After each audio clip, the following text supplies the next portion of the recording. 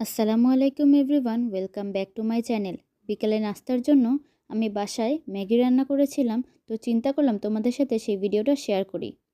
প্রথমে আমি এখানে ম্যাগিটাকে ভালোভাবে সেদ্ধ করে নিব। সেদ্ধ করা হয়ে গেছে, এবারে আমি এটাকে নামিয়ে ফেলবো।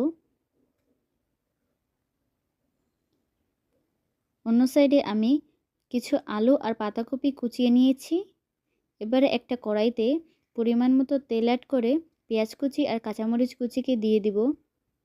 হালকা ভাজা হয়ে আসলে কেটে রাখা আলু আর পাতাকপিকে দিয়ে ভালোভাবে নাড়িয়ে নিব। এবারে একটা ম্যাগি মশলা অ্যাড করে দিচ্ছি, দিয়ে আবার একটু ভালোভাবে নেড়ে নিচ্ছি। একটা ডিম ভেঙে দেবো এর ভিতরে, দিয়ে সেটাকেও ভালোভাবে এর সাথে ভেজে নিব। তারপরে সেদ্ধ করে রাখা ম্যাগিগুলোকে দিয়ে দিব। উপর থেকে ম্যাগি মশলাকে অ্যাড করে দিয়ে ভালোভাবে নাড়িয়ে চাড়িয়ে নামিয়ে ফেলবো। তো তৈরি হয়ে গেল আমাদের ম্যাগি নুডলস।